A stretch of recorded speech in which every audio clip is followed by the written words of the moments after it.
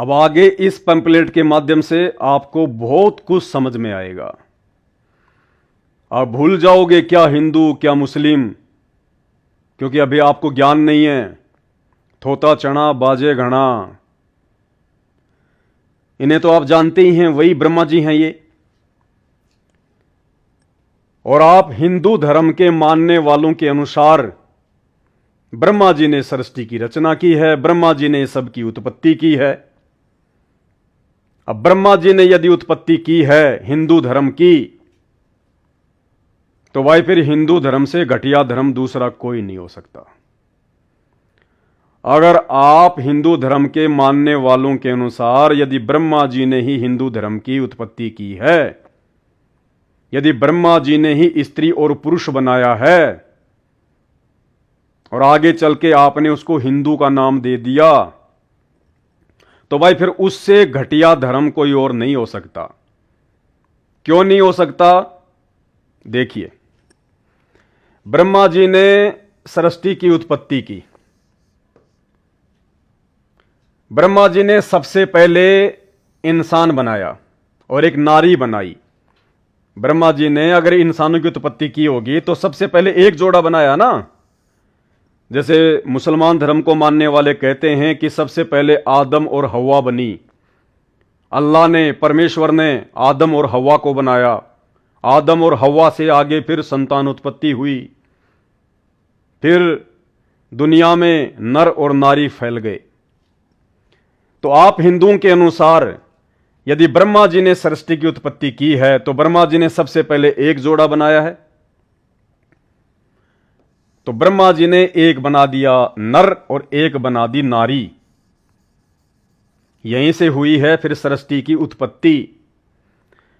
अब ये नर और ये नारी, अब इन दोनों ने शारीरिक मिलन किया, तो दोनों के शारीरिक मिलन से एक लड़का बन गया, एक लड़की बन गई। यानी ये आपस में कौन हुए? भाई बहन।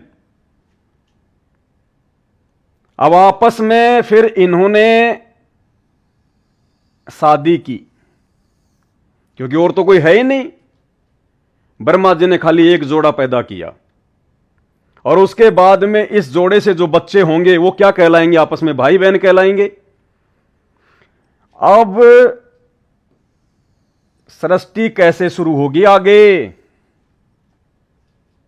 जब तक ये भाई बहन आपस में शारीरिक मिलन नहीं करेंगे, जब तक ये भाई बहन आपस में विवाह नहीं करेंगे, तो सृष्टि आगे कैसे बढ़ेगी?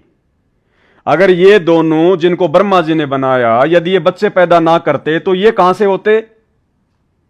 और यदि ये दोनों भाई बहन आगे शादी नहीं करेंगे, बच्चे पैदा नहीं करेंगे, तो सृष्टि में इतने सारे स्त्री पुरुष कहां से आएंगे? तो मेरे भाइयों और बहनों विचार करो, यदि ब्रह्मा जी ने ही नर और नारी बनाए हैं तो ब्रह्मा जी के द्वारा बनाई गई नर और नारी से फिर भाई और बहन उत्पन्न हुए।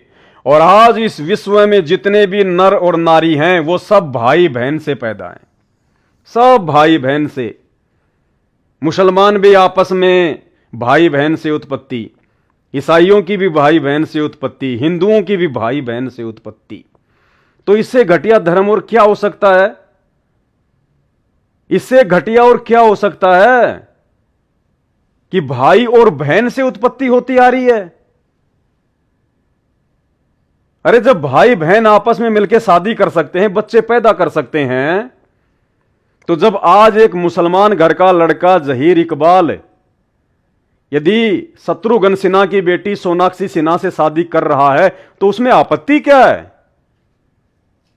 जब ब्रह्मा जी के द्वारा रची गई सृष्टि में भाई और बहन से पूरी दुनिया बनी है, तो इन्हीं भाई और बहन से आगे चल के मुसलमान बने हैं, ईसाई बने हैं, हिंदू बने हैं, सिख बने हैं।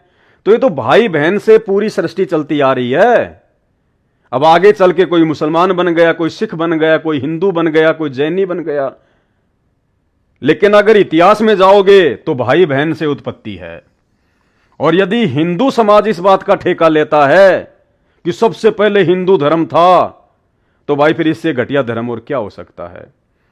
और यदि इस बात का ठेका मुसलमान लेता है कि सबसे पहले अल्लाह ने आदम और हवा को बनाया, आदम और हवा से फिर आगे सृष्टि बनी, तो भाई फिर मुसलमान धर्म से घटिया धर्म और क्या हो सकता है जो भाई और बहन से उत्पत्ति होती आ रही है।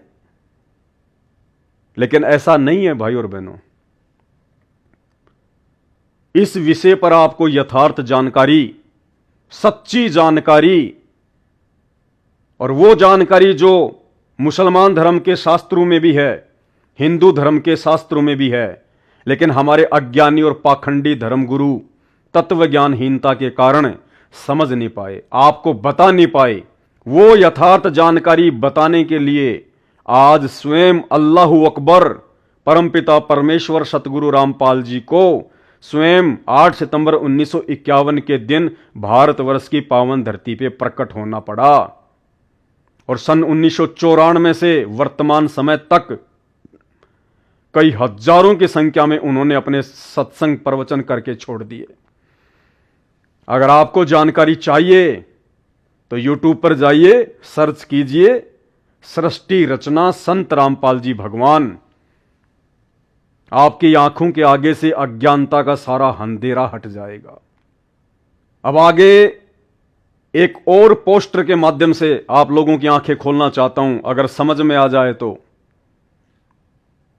और ये बातें समझने के बाद में एकांत में बैठकर 5 मिनट विचार करना कि हम किस दुनिया में घूम रहे हैं, हमें करना क्या चाहिए था और हम क्या कर रहे हैं। जितने भी हिंदू धर्म को मानने वाले फॉलोवर हैं, भाई बहन हैं, उनमें से कुछ एक प्रतिशत जो किसी न किसी धार्मिक संगठन से जुड़े हुए हैं और आपस में धर्म के नाम पर आग फैलाकर, नफरत फैलाकर जो अपना पेट भर रहे हैं। बाकी लोगों को कोई मतलब नहीं है, हिंदू मुस्लिम से कोई दिक्कत नहीं है।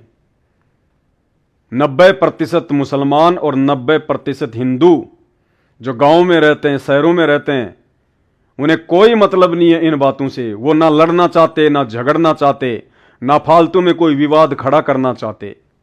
उन बेचारों को 2 टाइम की रोजी रोटी से ही फुर्सत नहीं है। ये धर्म के नाम पर नफरत फैलाने का काम केवल चंद लोग करते हैं, चंद लोग जो या तो राजनीतिक हैं या फिर किसी न किसी धार्मिक संगठन से जुड़े हुए हैं, जहां से उनको पैसा आता है, जहां से उनका परिवार चलता है। नित्य कोई न कोई मुद्दा वो तैयार रखते हैं जनता में नफरत फैलाने के लिए।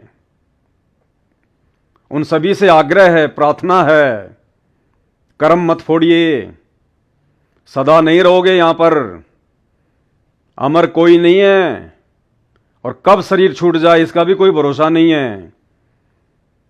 जैसे ही शरीर छूटा अगले क्षण नंगे उस यमराज के दरबार में खड़े होंगे और वहां पे जीवन भर में जो भी किया पाई पाई का हिसाब देना होगा, पाई पाई का। कबीर जी कहते हैं, तुमने उस दरगाह का महल नहीं देखा और धर्मराज के तिल तिल का लेखा। उस समय बात बिगड़ जाएगी, बहुत महंगा पड़ जाएगा। संत रामपाल जी के YouTube पर जाकर सत्संग सुनना शुरू कर दीजिएगा। पेट भरने के और भी बहुत सारे तरीके हैं। अब आगे आपको समझाता हूं।